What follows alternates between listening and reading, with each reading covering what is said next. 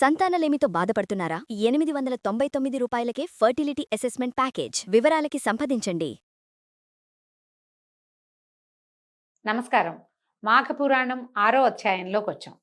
ముందు అధ్యాయంలో కౌత్సుడు వాళ్ళ అమ్మా నాన్న పెళ్లి సంబంధాలు చూస్తున్నారని, తనకి ఎట్లాంటి కన్య కావాలి, అసలు ఒక పెళ్లి చేసుకోవాలంటే కన్యకి ఎలాంటి లక్షణాలు ఉండాలి, అలాంటి అమ్మాయి వెతకాలంటే అలాంటి అమ్మాయి లేకపోతే మానేయమని కాదు, అమ్మాయిలందరూ ఇలాంటి లక్షణాలు అలవర్చుకోవాలని చెప్పటం. అమ్మాయి కోసం వెతుకుతారు, కాగడ వేసి పెట్టినా కనపడదు.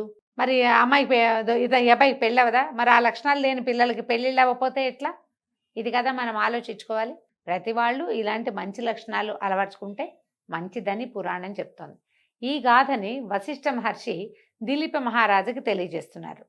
ఇది చెప్తున్నారు, ఈ పెళ్లి సంబంధాలు వెతికే సమయం వచ్చేసరికల్లా వీళ్ళకి భోగాపురంలో సదాచార సంపన్నుడు, దైవభక్తి పరాయణుడైన ఒక సద్బ్రాహ్మణుడు ఉండేవాడు. అతనికి సద్గుణరాశి, శీలవతి, సౌందర్యవతి అయిన ఒక కుమార్తె కలదు. ఆమె పేరు సుశీలట. బుద్ధిమంతురాలైన సుశీల బాల్యం నుంచే భగవంతుడి పట్ల మిక్కిలి భక్తితోటి ఉండేది. ఎల్లప్పుడూ ఏదో ఒక వ్రతాన్ని కానీ పూజను కానీ చేస్తూ ఉండేది. పురాణ గాథలంటే ఆమెకి ఎంతో ప్రీతి. నిత్యము దైవభక్తి అందే కాలం గడిపేది. కొంతకాలం గడిచాక ఆమెకు యుక్త వయసు వచ్చి చక్కని అందాల భరిణగా అతిలోక సౌందర్యవతిగా రూపుదిద్దుకుంది. పిల్ల కొంచెం పెద్దదైంది, భక్తిగా బుద్ధిగా ఉండేదన్నమాట. సద్గుణరాశి, సౌందర్యవతి అయినటువంటి సుశీల గుణగణాలు తెలుసుకున్న మృగశృంగుడు ఆమెను వివాహం చేసుకోవడానికి ఉత్సాహం కనబరిచాడు. సరే, వాళ్ళ అమ్మా నాన్న వీళ్ళమ్మా నాన్న పెళ్లి సంబంధం మాట్లాడుకున్నారు.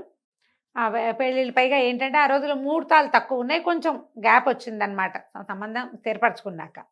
ఇది ఇలా ఉండగా అది మాఘమాసం అవటం చేత ఒకనాడు సుశీల తన ఇద్దరి స్నేహితురాళ్లతో కలిసి కావేరీ నదికి నదీ స్నానానికి వెళ్ళింది. ఇది ఎప్పుడు జరుగుతుంది? కావేరీ నదీ స్నానం అంటే ఉదయమే, సూర్యోదయానికి పూర్వం. ఒక్కరవ కనుచీకటిగా ఉంది, మరీ చీకటి లేదు, ఎందుకంటే చలికాలం తగ్గిపోతుంది కదా.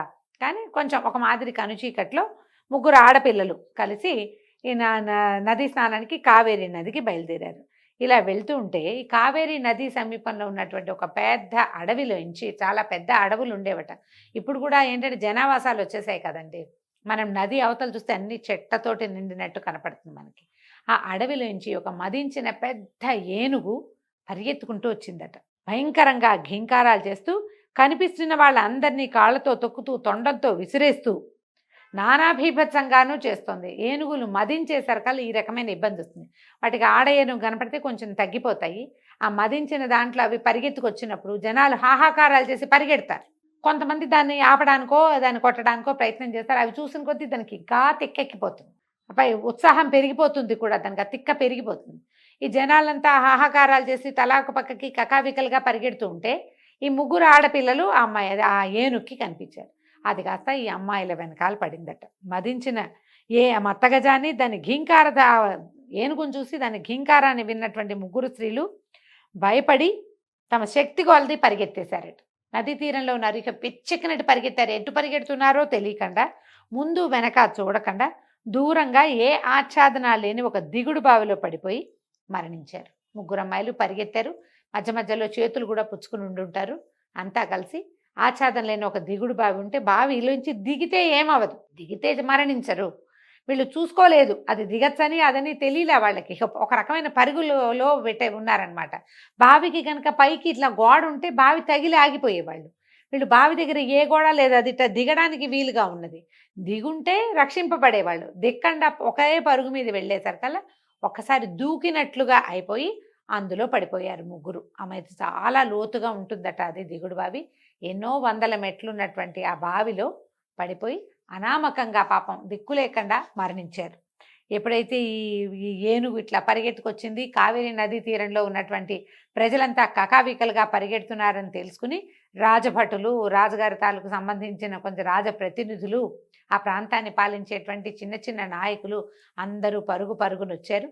రాజుగారి శాలలోంచి ఒక ఆడ ఏనుగును తీసుకొచ్చి ఈ మొగ ఏనుగు ఈ మదించి కనపడ్డ వాళ్ళందరి వెనకాల పడుతున్న ఏనుగుకి ఆ ఏనుగు ఇంకో ఏనుగు, మరి ఆడ ఏనుగును చూపించారు, ఇంకొక పెద్ద ఏనుగును చూపించారు. దాన్ని చూపించేసరికల్లా ఇది తగ్గిపోయిందనమాట. తగ్గిపోయిన ఆ ఏనుగుని బంధించి ఎవరెవరికి దెబ్బలు తగిలినాయో ఈ సంరక్షణ అంతా చేయటం మొదలుపెట్టారు.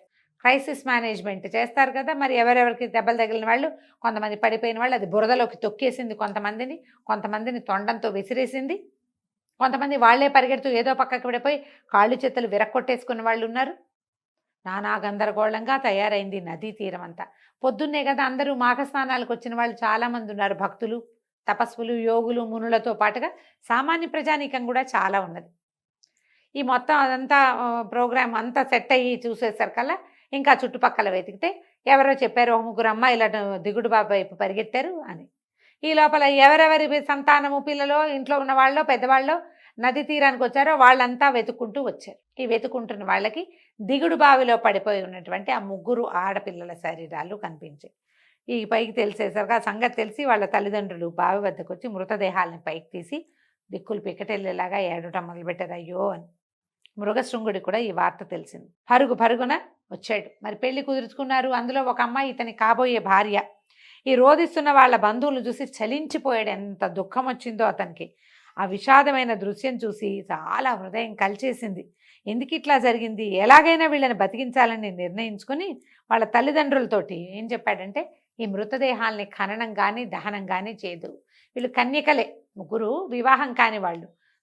ఖననమే చేస్తారు, ఏమీ చేయదు, మృతదేహాల్ని భద్రపరచండి అని చెప్పాడు. ఆయన ఎట్లాగైనా అంటే ఇంతకుముందు కొంతకాలం తపస్సు చేసి భగవంతుడిని ప్రత్యక్షం చేసుకున్న అనుభవం ఉంది కాబట్టి భగవత్ ప్రార్థన చేసి ఈ ముగ్గురు అనామకంగా అన్యాయంగా ఒట్టి పుణ్యానికి దిక్కుమాలిపోయి మరణించిన ఈ ముగ్గురు కన్యకల్ని బతికించాలని నిర్ణయం తీసుకుని తపస్సు చేయటానికి పూనుకున్నాడు ఇతను. అక్కడి నుంచి ఏం చేశాడు, ఏమి చెయ్యొద్దు, ఖననం చేయొద్దు అని చెప్పి తను కావేరి నదిలోకి నదిలో దిగి ధ్యానం చేయటం మొదలుపెట్టాడు. ఇంతలో ఆ ఏనుగు కాస్త లొంగి వాళ్లతో పాటు వెళ్తున్నట్టుగా ఉన్నది. మళ్ళీ పిచ్చి పట్టినట్టుగా పిచ్చిగా భీకరంగా ఘీంకారం చేసుకుంటూ ఈ నీళ్లలో తపస్సు చేసినటువంటి మృగశృంగుడి దగ్గర నీటిలోకి పరిగెత్తుకుంటూ వచ్చిందనమాట. ఈయన నీళ్లలో కూర్చున్నాడు, నీటి అడుగును కూర్చుని తపస్సు చేసుకుంటున్నాడు, ధ్యానం చేస్తున్నాడు. ఆ ఏనుగు తనని పట్టుకున్న తాళ్ళని మనుషుల్ని విదిలించేసి ఒక పెద్ద పెట్టుని పిచ్చెత్తిన దానిలాగా నీళ్లలోకి కావేరీ నదిలోకి పరిగెత్తుకుంటూ వచ్చింది. ఆ రావడం లోపల తపస్సు చేస్తున్నటువంటి మృగశృంగుడి దగ్గరకు వచ్చింది. మృగశృంగుడు చెలించలేదు, భయపడలేదు. తదేక ధ్యానంతో ధ్యానమే చేస్తూ ఉండిపోయాడు.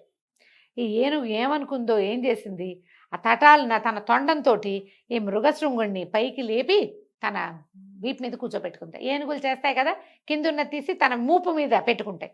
ఎప్పుడైతే ఈ పైకి పెట్టుకుందో ఈయన ఏమనుకున్నాడంటే, భయపడలా, ఇదంతా శుభసూచకమే, మన మంచికేనని ఆయన ఇట్లా నీళ్ళని చూస్తున్నాడు కదా, ఈ చేతుల నుంచి ఇట్లా నీళ్లు తీసుకున్న నీళ్ళని మంత్రించి ఏనుగు కుంభస్థలం మీద చల్లాడట. ఎప్పుడైతే చల్లి అక్కడి నుంచి ఏం చేశాడు, రెండు చేతులతో ఆ ధ్యానం కళ్ళు మూసుకునే ఉన్నాడు. ఆ ఏనుగు శరీరం అంతా చేతికి అందినంత మేర నిమిరాడు.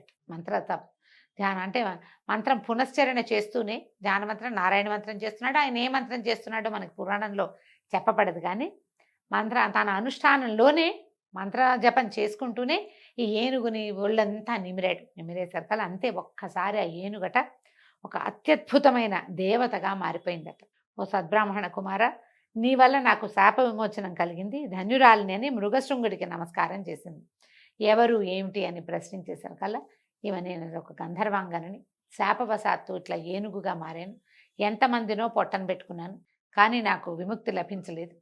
నువ్వు ఎంతో తపస్శాలివి, తపస్సంపన్నుడివి, భగవంతుడిని నేత్రంతో మాంసనేత్రంతో దర్శించినటువంటి నీ వల్ల, నీ స్పర్శ వల్ల, నువ్వు చల్లిన నీటి వల్ల నాకు శాప విమోచనం అయిపోయింది అని పరిపరి విధాలుగా ఆయనకి నమస్కారాలు చేసి ఎన్నో కృతజ్ఞతలు చెప్పుకొని తన లోకానికి వెళ్ళిపోయింది.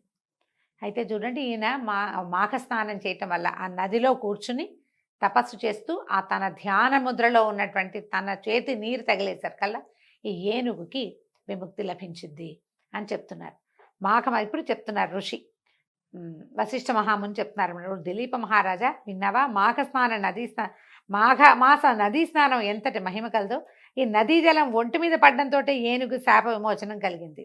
ఇప్పుడు ఏనుగు నీళ్ళలోకి వెళ్ళినా శాప విమోచనం అయ్యేది, దానికి కొంచెం అంటే తిక్క తగ్గేది. కానీ ఎప్పుడైతే ఈయన అభిమంత్రించి జలాన్ని చల్లాడో దానివల్ల ఆమెకి శాప విమోచనం కూడా అయింది. మాఘమాసం నందు నదీ స్నానం ఎంతటి మహిమ కలదో తెలియటానికి ఈ నిదర్శనాలు చాలు. తర్వాత వృత్తాంతాన్ని కూడా చెప్తాను, శ్రద్ధగా వినమని చెప్పటం మొదలుపెట్టాడు. మళ్ళీ కొత్త కథ చెప్పబోతున్నాడు అనమాట. ఈ తన భార్యతో పాటు అంటే తన కాబోయే భార్య అయినటువంటి సుశీలతో పాటు ఆమె స్నేహితురాళ్ళిద్దరూ మరణిస్తే వాళ్ళని పునర్జీవితుల్ని చేయటం కోసం మన కౌత్సుడు చేస్తున్నటువంటి తపస్సు ఎలాంటి ఫలితాన్ని ఇచ్చిందో మనం వచ్చే భాగంలో తెలుసుకుందాం. సెలవు, నమస్కారం.